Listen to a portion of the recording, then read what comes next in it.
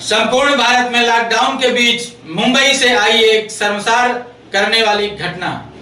Lockdown के चलते जहां एक तरफ पुलिस का मानवीय चेहरा सामने आ रहा है, वहीं दूसरी तरफ महाराष्ट्र के पालघर जिले में पुलिस वालों के सामने पीट पीट कर जूना अखाड़े के 2 साधुओं समेत उसके ड्राइवर को गांव की भीड़ ने मार डाला। आइए समझते हैं क्या था पूरा मामला। नमस्कार, मैं हूं कुलदीप पांडे और आप देख रहे हैं यूनाइटेड टाइम्स न्यूज। महाराष्ट्र के पालघर जिले के एक गांव में जूना अखाड़े के 2 साधुओं की, जिसमें एक की उम्र 70 वर्ष के स्वामी कल्पवृक्ष महाराज और दूसरे 35 वर्ष के स्वामी सुशील गिरी जी महाराज, ड्राइवर नीलेश तेलगड़े समेत 3 लोगों की पीट पीट कर हत्या कर दी गई।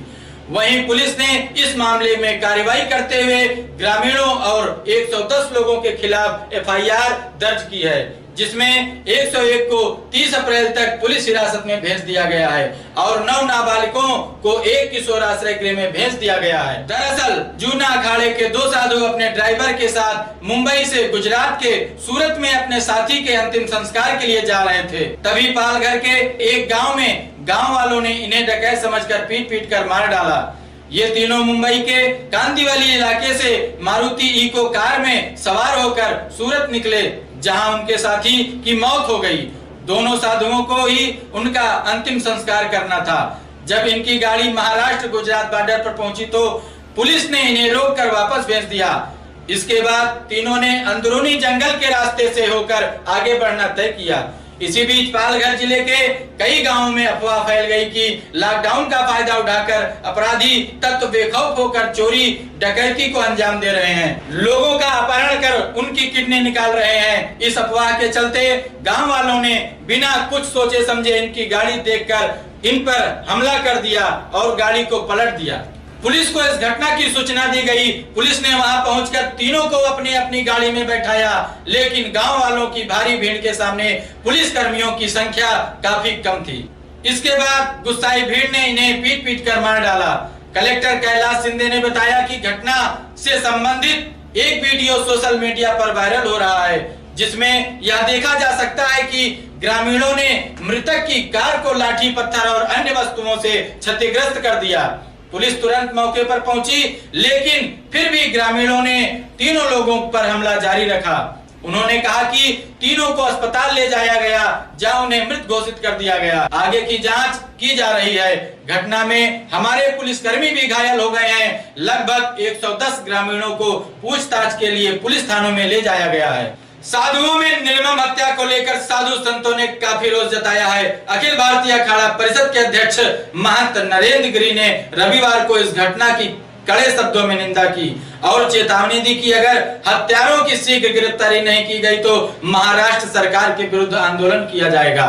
प्रयागराज में प्रयास कर रहे अखाड़ा परिषद के अध्यक्ष ने कहा, महाराष्ट्र के पालघर जिले के एक गांव में ब्रह्मलीन संत को समाधि देने जाते साधु संतों पर पुलिस की मौजूदगी में कुछ गांव वालों ने हमला कर कथित तौर पर हत्या कर दी थी। उन्होंने बताया कि पालघर के वरिष्ठ पुलिस अधीक्षक से फोन पर बात कर अखाड़ा परिषद ने अपना विरोध जताया और आरोपियों की गिरफ्तारी की मांग की है।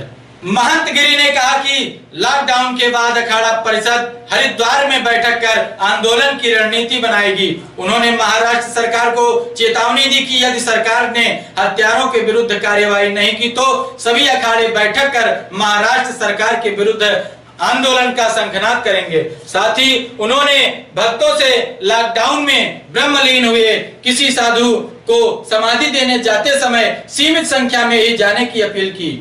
मुख्यमंत्री उद्धव ठाकरे ने ट्वीट कर पालघर की घटना पर नाराजगी जताते हुए कहा कि दोषियों को बख्शा नहीं जाएगा। दरअसल मुख्यमंत्री कार्यालय की ओर से किए गए ट्वीट में कहा गया है कि पालघर की घटना पर कार्रवाई की गई है। पुलिस ने उन सभी आरोपियों को भी गिरफ्तार कर लिया है जिन्होंने अपराध के दिन 2 साधुओं और 1 ड्राइवर और पुलिस कर्मियों पर हमला किया था। एक अन्य ट्वीट में कहा कि ऐसी शर्मनाक घटना को अंजाम देने वाले दोषियों को बख्शा नहीं जाएगा।